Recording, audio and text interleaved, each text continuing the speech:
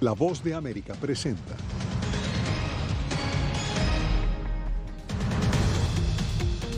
Cifras de viajeros alcanzan niveles prepandémicos en el puente festivo más largo del año en Estados Unidos. Entre logros y retos, Colombia conmemora 5 años de su histórico acuerdo de paz con las FARC. Además, primer paso de México y Estados Unidos para mitigar la contaminación transfronteriza. Y preocupación por posibles brotes de violencia en las elecciones en Honduras.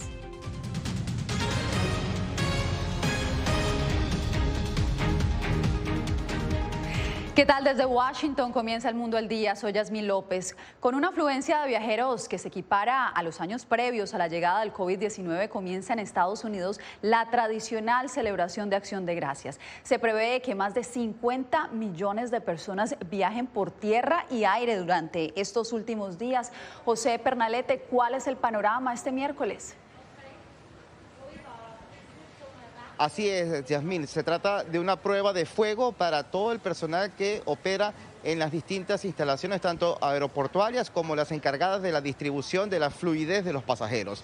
A nivel nacional, en 2019 se registraron cerca de 26 millones de viajeros que fueron objeto de inspecciones de seguridad por parte de la TSA a lo largo de los 11 días que se distribuye la temporada de Acción de Gracias. Y ahora esto se puede incluso hasta duplicar. Veamos el reporte.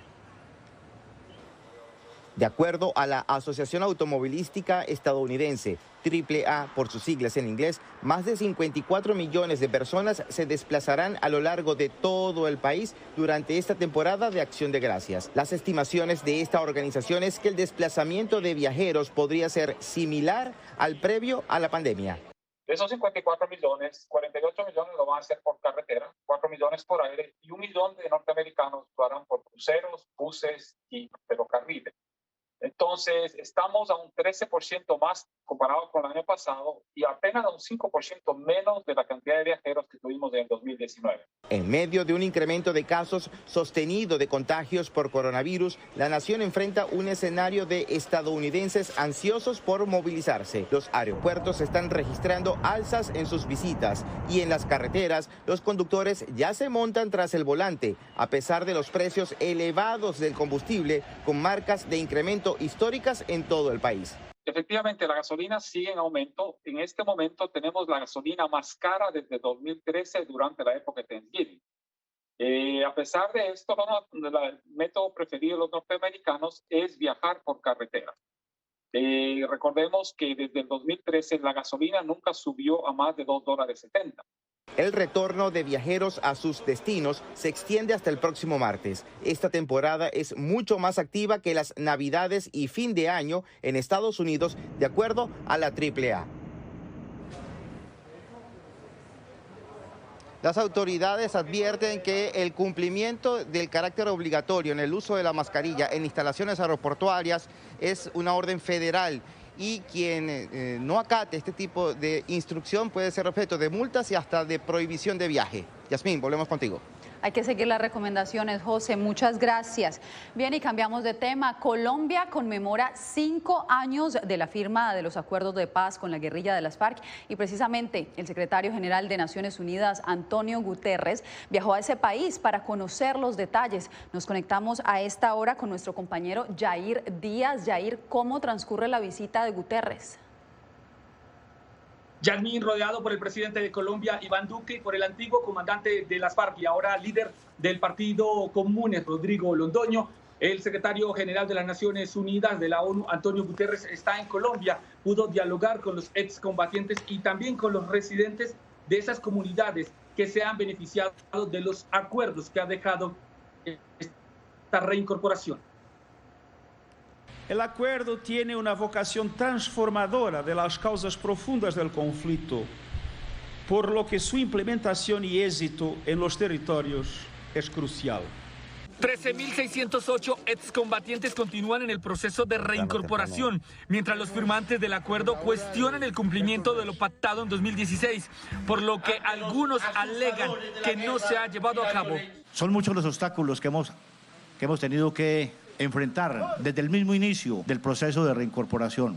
Según el presidente de Colombia, Iván Duque, el apoyo de la ONU ha sido fundamental para el cumplimiento del acuerdo de paz. Un proceso a partir del cual le hemos hecho desde el primer día de nuestro gobierno una apuesta total a que la reincorporación tiene que ser exitosa para poder irrigar un sentimiento genuino de confianza en el territorio. Por su parte, la ONU asegura que a la fecha el 54% de los exguerrilleros se benefician de proyectos productivos, colectivos o individuales y cerca del 59% de las mujeres excombatientes forman parte de las iniciativas productivas. Me complace constatar el impacto de las medidas de ejecución del acuerdo. Para Rodrigo Londoño, conocido como Alex Timochenko, en la ya extinta guerrilla de las FARC y que ahora milita en la política, los asesinatos de exguerrilleros no han parado la voluntad de paz. A pesar de que tenemos casi 300 firmantes asesinados, defensores de derechos humanos, mantenemos el compromiso. Varios medios de comunicación han reportado que el gobierno de Joe Biden busca retirar a las FARC del grupo de terroristas, pero la Embajada de Estados Unidos en Colombia no lo ha confirmado. Yasmín. Seguiremos atentos por esta confirmación. Yair, te agradezco por la información. Bien, y del 2019 al 2021, México invirtió $46 millones para atender la contaminación transfronteriza entre Tijuana y San Diego. Pero aún falta mucho por hacer. Vicente Calderón nos informa que el embajador estadounidense se encuentra en la frontera para revisar este y otros temas binacionales. El embajador de Estados Unidos en México recorre la frontera para poner en marcha acuerdos alcanzados en la llamada Cumbre de Líderes de América del Norte. La decisión de los presidentes de Canadá, los Estados Unidos y de México de mirar adelante en un marco regional es una decisión histórica, ¿no? El embajador Ken Salazar visitó el campamento de aspirantes al asilo en Estados Unidos instalado en Tijuana. Estamos trabajando muy cerca con el gobierno mexicano en todos los aspectos de este flujo de migración que estamos viendo, que es un flujo que no habíamos visto. El representante del gobierno mexicano, Roberto Velasco, acompañó al embajador. Dijo que buscan reubicar voluntariamente a estos migrantes. Pueden seguir adelante intentando su proceso mejor desde un albergue. Pero los albergues están saturados. La gobernadora de Baja California difundió estas imágenes de su encuentro con el diplomático y con el titular de la Agencia de Protección al Ambiente de Estados Unidos, donde hablaron sobre la contaminación transfronteriza. No se ha atendido lo suficiente a lo largo de muchos años el asunto del saneamiento de aguas del río Tijuana. Ambos países anunciaron inversiones millonarias para mejorar la infraestructura y el medio ambiente en la zona limítrofe, algo que tardará varios años. La visita del embajador continúa hasta este miércoles. Vicente Calderón, Voz de América, Tijuana, México.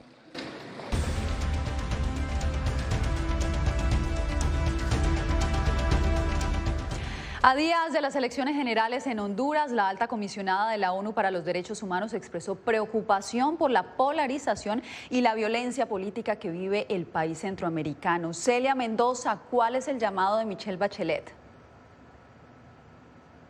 Ella quiere que hayan garantías importantes por parte de las autoridades, así como los actores políticos, para que se reduzca la violencia, así como la retórica peligrosa que su oficina asegura se ha dado durante esta campaña electoral. Estoy profundamente preocupada por lo que estamos presenciando en Honduras. Las elecciones aún no se han llevado a cabo, pero la violencia política ya está en niveles preocupantes. Condeno todos los actos de violencia y exhorto a todos los actores a que transmitan sus opiniones y quejas de manera pacífica.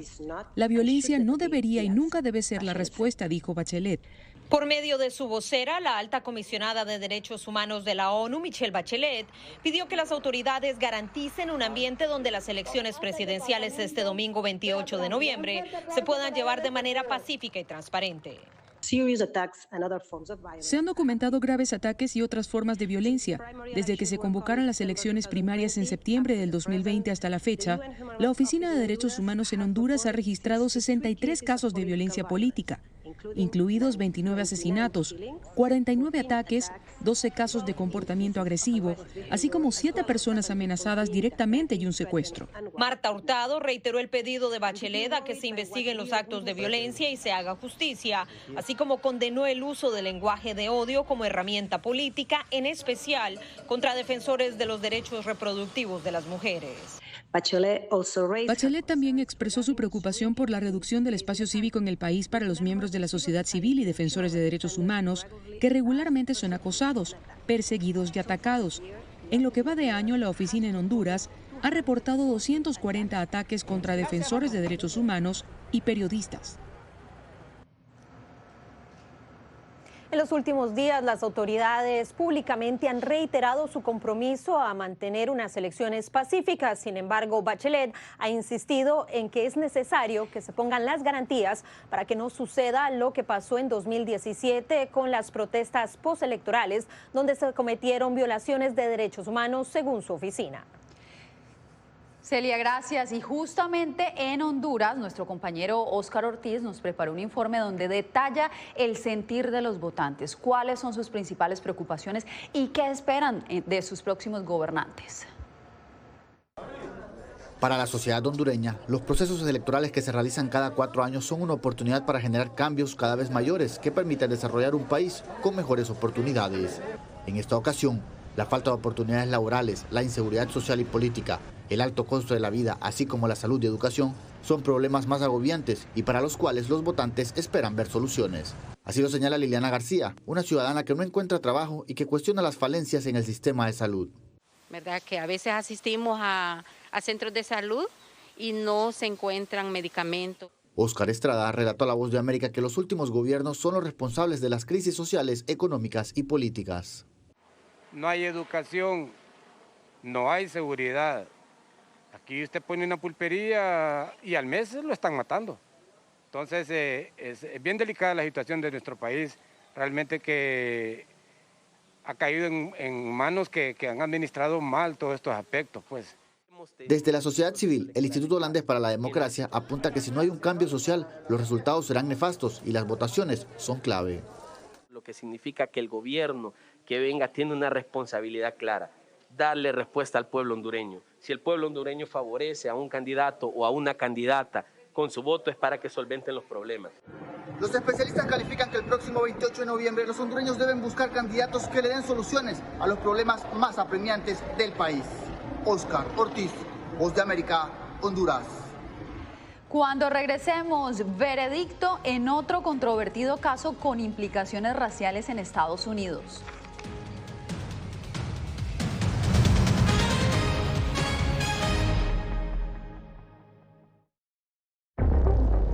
Son barcos pesqueros, en su mayoría barcos chinos. Imagínate 300 barcos en una sola zona, es un impacto terrible. Cogen todo lo que está a su alcance. Estos barcos parten de China, pero a veces pasan años sin regresar a sus puertos o a su país de bandera. No están guardando la basura en los barcos. Y esto es una prueba de eso. Hay muchas botellas. El gobierno chino también prohíbe de manera estricta a todos los barcos pescar especies marinas protegidas y en peligro de extinción. Mis nietos no van a poder disfrutar de este paisaje. Si esto está pasando en Galápagos, ¿qué estará pasando en otro lado, no? Enjambre Flotante, una producción especial de La Voz de América. Encuéntrala en vozdeamerica.com.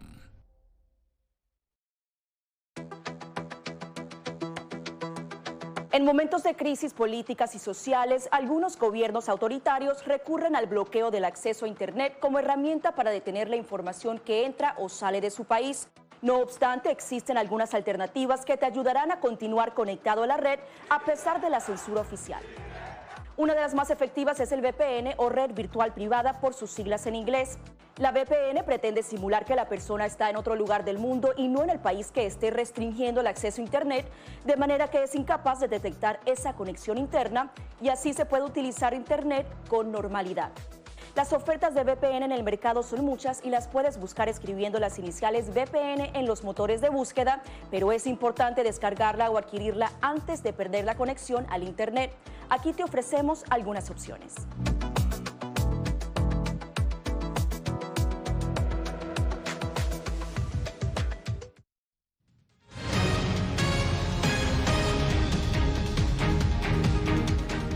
Culpables fueron declarados 3 hombres acusados por el homicidio de Ahmaud Arbery. El hombre afroestadounidense murió víctima de ataques a manos de los 3 implicados mientras trotaba en un vecindario de mayoría blanca en el estado de Georgia. Jacopo Luzzi con el reporte. Find the defendant Travis McMichael guilty. Culpables de haber asesinado a Ahmaud Arbery. Este fue el veredicto que emitió el jurado este miércoles en el estado de Georgia, condenando a 3 hombres blancos por la persecución y muerte a tiros de un hombre afroestadounidense de 25 años en febrero de 2020. Este caso, junto con el asesinato de George Floyd, ayudó a inspirar las protestas alrededor del mundo, clamando por justicia racial el año pasado. En un sitio abarrotado de personas, adjunto a la sala del tribunal, los miembros de la familia de Ahmaud Arbery saltaron, aplaudieron y lloraron cuando se leyó el veredicto de culpabilidad de Travis McMichael, el primer acusado. Nunca pensé que llegaría este día, pero Dios es bueno. Ahora descansará en paz. Tanto Travis McMichael como su padre, Gregory McMichael, y William Bryan recibieron en silencio el veredicto. Travis McMichael fue declarado culpable de homicidio premeditado, mientras que a los otros 2 procesados se les declaró culpables de homicidio preterintencional. Y que se corra la voz en todo el mundo que un jurado de 11 blancos y un afroestadounidense en el sur profundo se levantó en un tribunal y dijo que las vidas de los afroestadounidenses sí importan. Después de ser declarados culpables de asesinato, los 3 acusados ahora podrían enfrentar penas como la cadena perpetua. Jacopo Luzzi, Voz de América.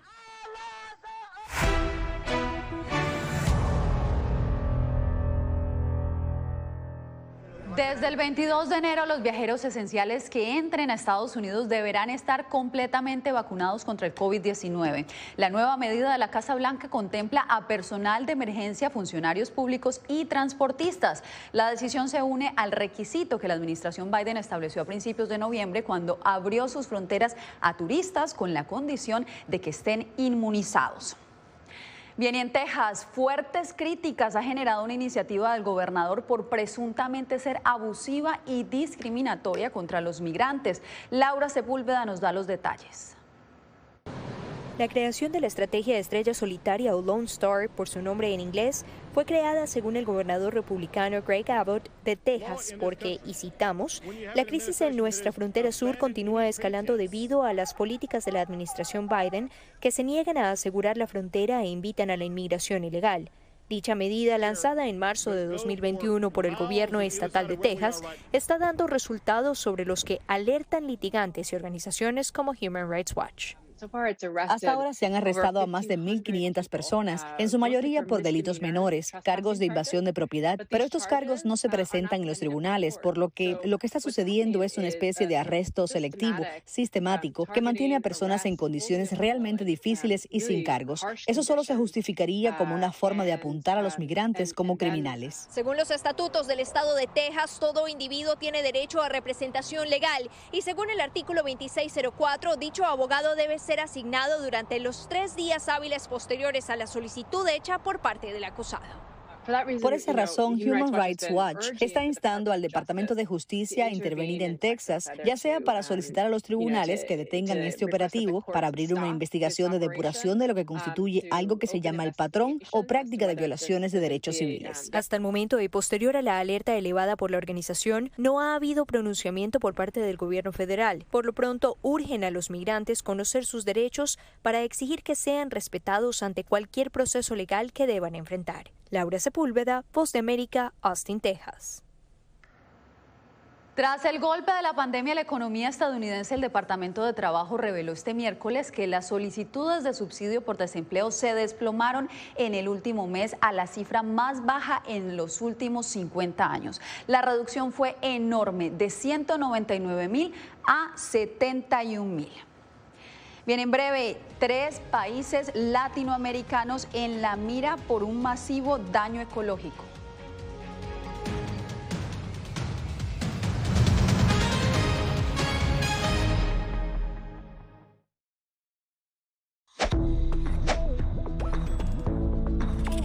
La Organización Mundial de la Salud asegura que las mascarillas son esenciales para eliminar la transmisión del nuevo coronavirus y salvar vidas. Por ello, recomienda su uso cuando se está en lugares concurridos, donde no se pueda mantener el distanciamiento social y en lugares con poca ventilación. Cuando se habla de mascarillas para protegerse del COVID-19, se refieren generalmente a la mascarilla quirúrgica, el respirador N95 o las de tela. Las mascarillas quirúrgicas planas, rectangulares y desechables protegen al portador de gotas de partículas grandes del virus e impiden que los enfermos la esparzan cuando tosen o estornudan. Los expertos advierten que solo deben ser usadas una vez. El respirador N95, de forma oval y más ajustado a la cara, tiene una válvula de exhalación que ayuda con la humedad y el calor cuando respiramos. Además de filtrar partículas grandes, puede impedir que pase el 95% de las partículas pequeñas de virus y bacterias. Ante la escasez, muchos han recurrido a hacer sus propias mascarillas y, en efecto, los expertos confirman que estas mascarillas caseras pueden ser efectivas. Las mascarillas nos pueden servir como una barrera aislante para las secreciones, pero tener mucho cuidado porque hemos visto gente que usa la mascarilla, pero al acomodarse la mascarilla se está tocando la cara.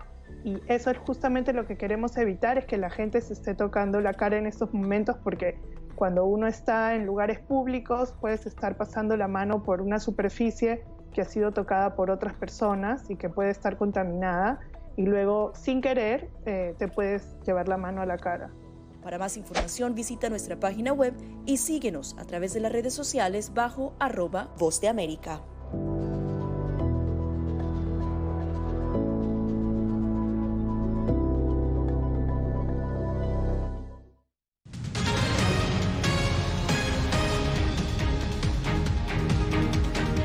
La deforestación en Latinoamérica avanza a un ritmo alarmante. Fabiola Chambi nos explica por qué Bolivia está entre los países que generan mayor daño ecológico.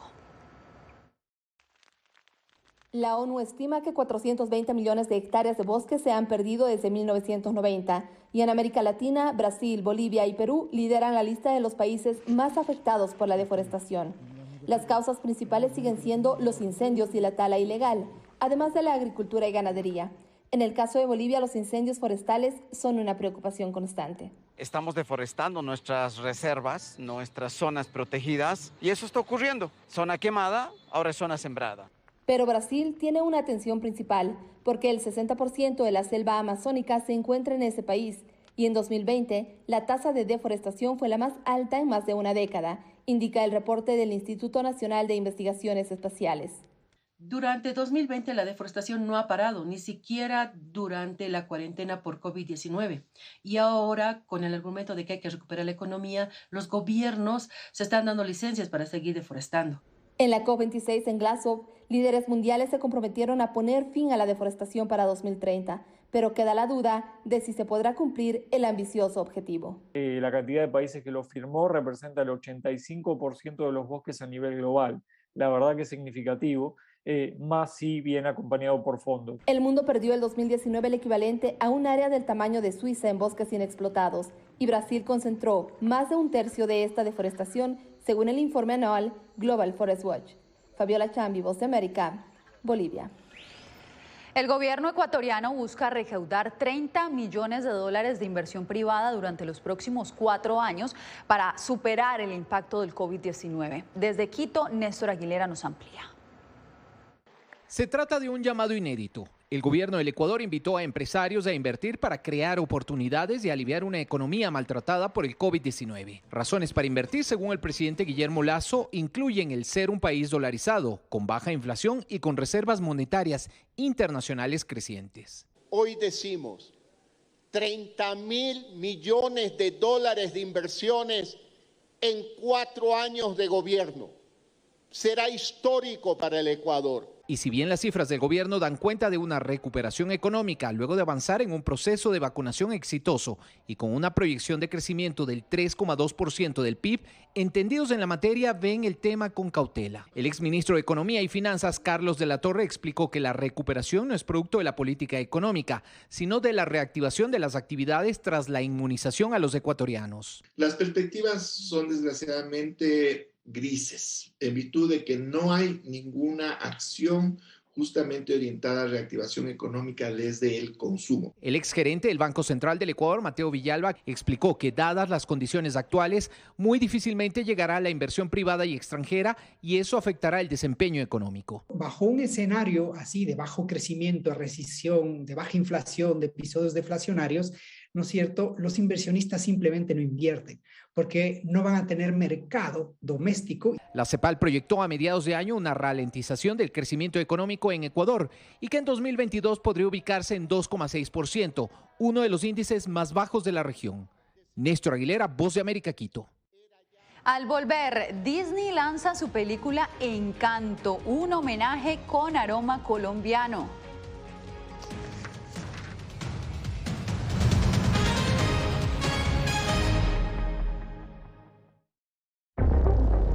Son barcos pesqueros, en su mayoría barcos chinos.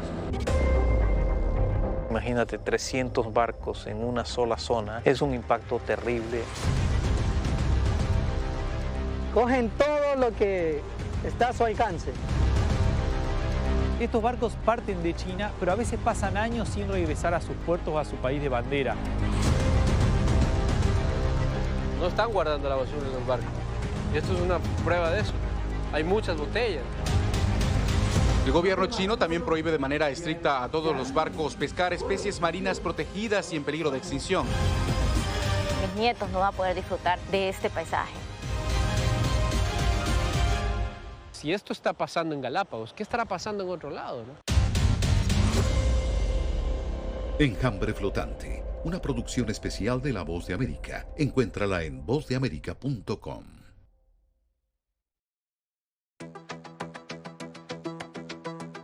En momentos de crisis políticas y sociales, algunos gobiernos autoritarios recurren al bloqueo del acceso a Internet como herramienta para detener la información que entra o sale de su país. No obstante, existen algunas alternativas que te ayudarán a continuar conectado a la red a pesar de la censura oficial. Una de las más efectivas es el VPN o red virtual privada por sus siglas en inglés. La VPN pretende simular que la persona está en otro lugar del mundo y no en el país que esté restringiendo el acceso a Internet, de manera que es incapaz de detectar esa conexión interna y así se puede utilizar Internet con normalidad.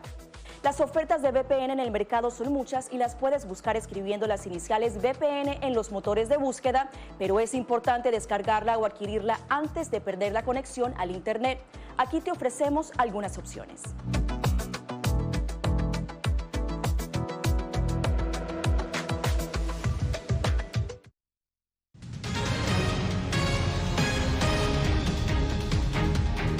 Encanto, la película inspirada en Colombia ya está en las pantallas de cine. Mi compañera Diva Lizeth Cash conversó con una colombiana que asesoró a Disney sobre cómo imprimir los referentes de ese hermoso país en esta mágica historia. Veamos lo que le dijo. Encanto es la película número 60 de Disney, pero más que una historia infantil, plasma la biodiversidad y cultura colombiana. Edna Liliana Valencia integró el equipo de confianza cultural de Disney, que durante 4 años investigó aspectos específicos de Colombia para incluir en la trama. Un mensaje inspirado en la diversidad de las culturas colombianas, en la biodiversidad de Colombia como el segundo país más biodiverso del mundo y en elementos culturales que para nosotros de pronto son muy cotidianos, pero que verlos reflejados en una película de tan alto registro, de tan alta calidad, es muy emocionante. You just healed my hand with an arepa con queso. Comida típica, plantas, animales e incluso el flagelo del desplazamiento forzado hacen parte de la historia de la familia Madrigal, protagonista de la película. Edna Liliana se encargó de plasmar también la pluralidad de las etnias en la sociedad colombiana, especialmente la presencia de la comunidad afrodescendiente. La abuela es blanca, el abuelo era un poco más como de raíces indígenas, en la familia algunas hijas se casan con un hombre afro del Caribe, todos sus hijos son de diferentes tonos de piel, diferentes texturas de cabello, y eso es muy común en las familias colombianas, que los hermanos tengan distintos colores de piel. Es muy normal entre nuestras familias. Trajes y música típica y el tejo, deporte autóctono de Colombia, harán gala también en Encanto, que se estrena el 24 de noviembre en Estados Unidos y un día después en Latinoamérica. Diva Lizette Cash, Voz de América, Washington. De esta manera llegamos al final de esta emisión. Les agradezco por su sintonía. Recuerde que nos vemos nuevamente este viernes para más información en El Mundo al Día. Les informó Yasmín López.